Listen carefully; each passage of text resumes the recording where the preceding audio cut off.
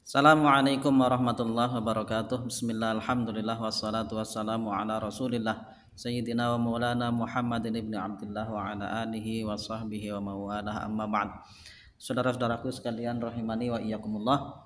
Pada kesempatan ini saya akan membahas tentang beberapa oknum kiai dan gus yang saya lihat itu mirip dengan apa yang telah dilakukan oleh oknum-oknum habaib, sehingga seperti yang sedang ramai kasusnya Ning Umi Laila dan Bang Haji Roma Irama, di mana Ning Umi Laila itu mengatakan jangan sampai ada pendakwah yang kemana-mana menggembar-gemborkan untuk menjauhi narkoba,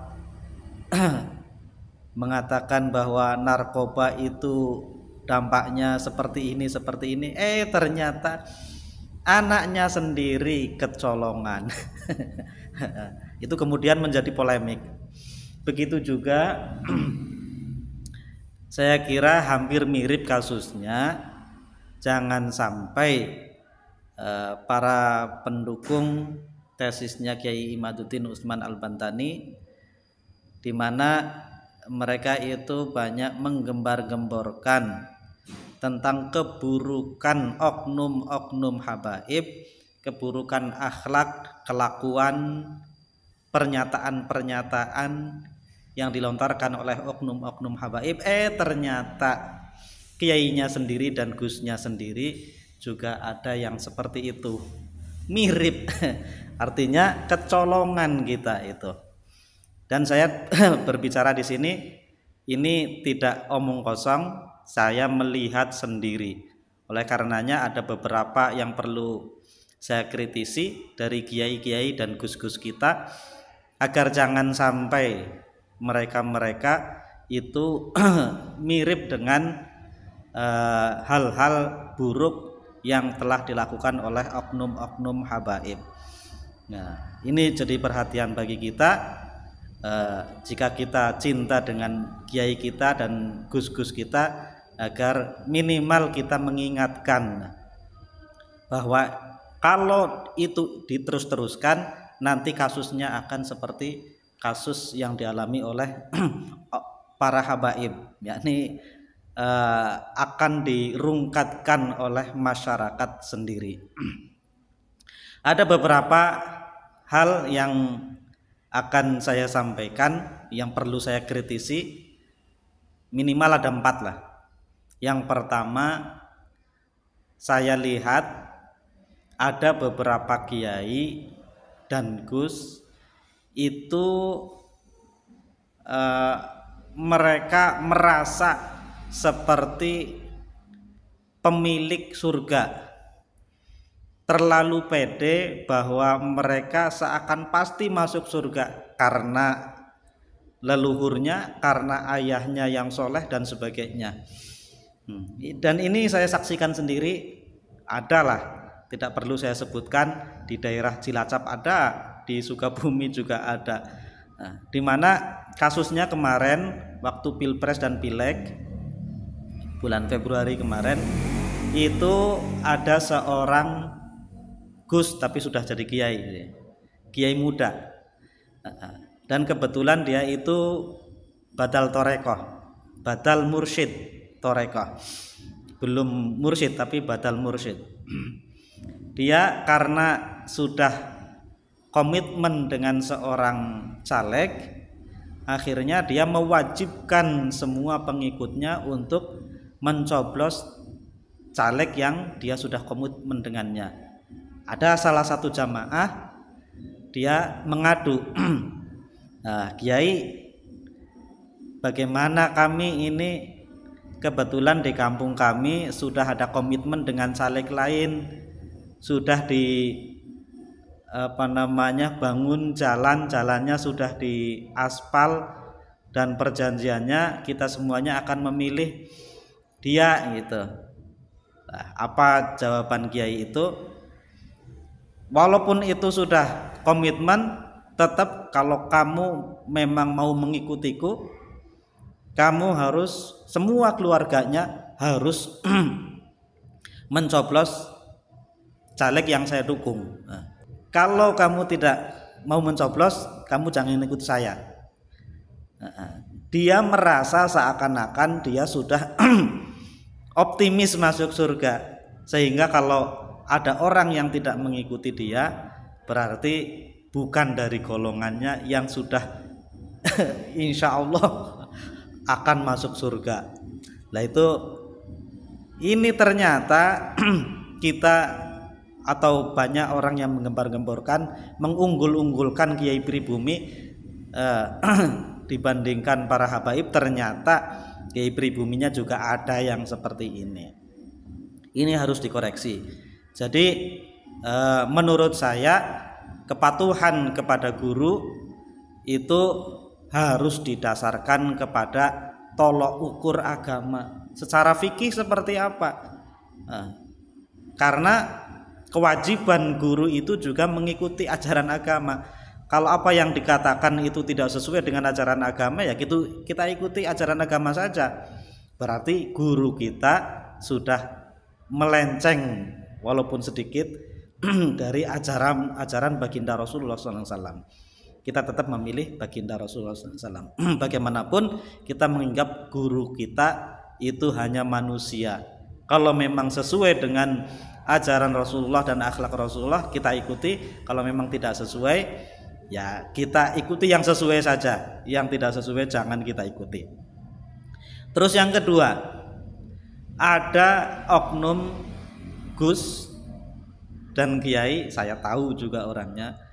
Dia itu memanfaatkan popularitas pendahulunya, leluhur-leluhurnya, bahwa leluhurnya itu adalah seorang waliullah yang masyhur, sudah diakui oleh masyarakat, karomahnya banyak.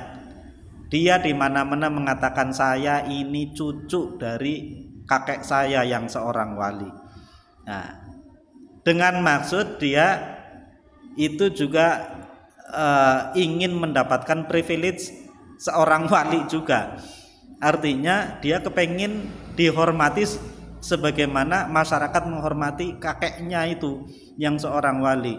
Padahal beda. Kalau kakeknya memang betul wali, akhlaknya baik, tapi dia memanfaatkan agar orang itu menghormati dia sebagaimana orang menghormati kakeknya. Ya ini kan menurut saya kurang pas. Kakeknya dihormati karena akhlak dari kakeknya yang luar biasa dan derajat kakeknya di sisi Allah yang seorang wali. Tapi dia sendiri kalau memang dia mengikuti akhlak kakeknya, maka ya pantas dihormati. Kalau tidak mengikuti, hanya menjual nama kakeknya, ya kasihan kakeknya. Yang seperti ini harus kita tegur. Jangan sampai kita mengolok-olok Habib atau oknum Habib yang menjual nama, menjual nasab, tapi ternyata kita diam saja ketika ada kiai atau gus kita yang menjual nama kakeknya.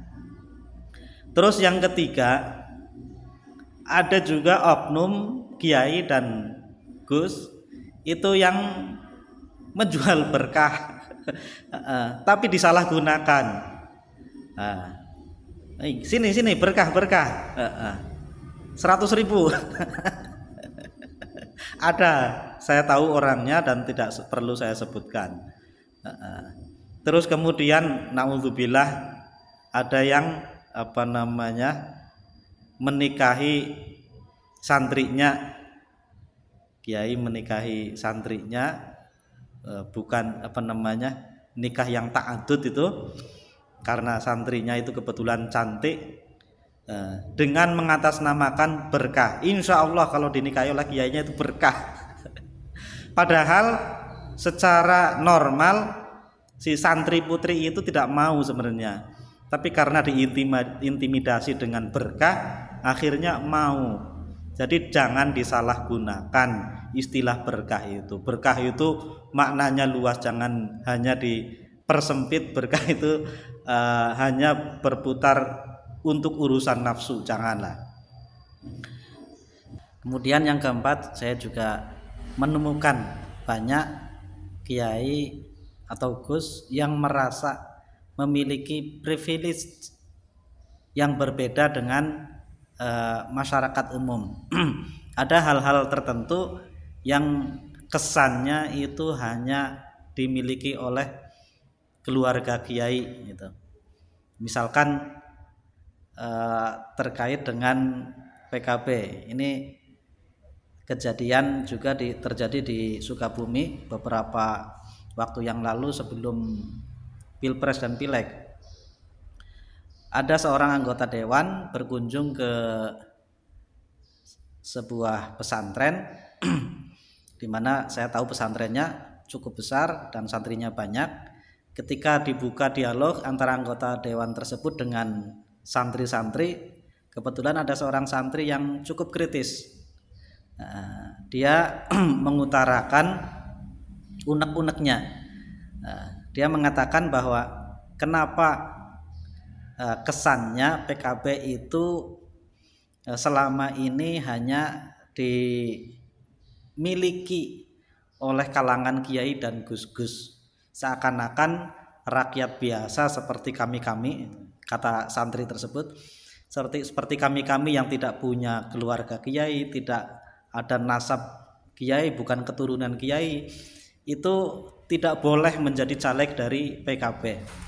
Nah, artinya dalam hal ini saya melihat sama saja seperti apa yang dilakukan oleh oknum-oknum habaib, merasa mempunyai privilege dari masyarakat umum, bahwa cucu Rasul itu harus diutamakan, mempunyai keutamaan khusus dari masyarakat biasa. Padahal kita sama-sama umat Islam, sama-sama warga NU, mestinya mempunyai hak yang sama.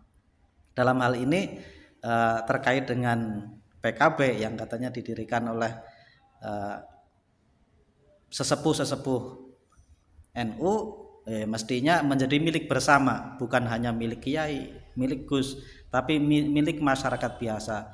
Mestinya tolak ukurnya bukan dari keluarga atau nasab kiai, tapi tolak ukurnya adalah kualitas. Kalau memang gus tapi tidak mempunyai kualitas atau kualifikasi yang bagus untuk menjadi legislatif, anggota legislatif dari PKB, ya mestinya jangan dipilih. Nah, walaupun orang biasa tidak punya keturunan kiai, bukan dari keturunan kiai, tidak punya nasab dari tokoh-tokoh, tapi dia mempunyai kualifikasi yang bagus, punya kejujuran, punya mempunyai loyalitas yang bagus terhadap NU, mestinya orang yang seperti ini harus diutamakan. Apalagi secara keilmuan banyak juga santri-santri yang memiliki keilmuan lebih dari gusnya, bahkan dari kiai-kiai. Banyak santri-santri biasa, orang kampung, tapi keilmuannya mengalahkan gus dan kiai-kiai. Mestinya kalau PKB itu mau mengaku sebagai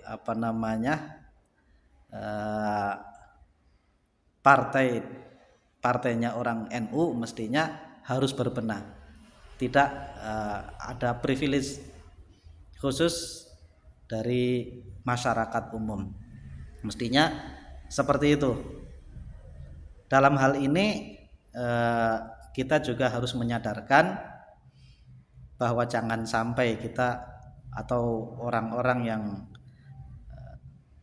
mendukung tesisnya Kiai Imad itu, mereka banyak mengatakan para habaib atau oknum habaib itu menggunakan nama Rasulullah untuk mendapatkan privilege dari masyarakat. Ternyata banyak kiai kita, gus kita juga melakukan hal yang sama. Nah, mestinya ketika kita menemukan hal-hal seperti itu harus kita kritisi bersama. Demikian, mudah-mudahan ada manfaatnya. Wa'alaikum warahmatullahi wabarakatuh.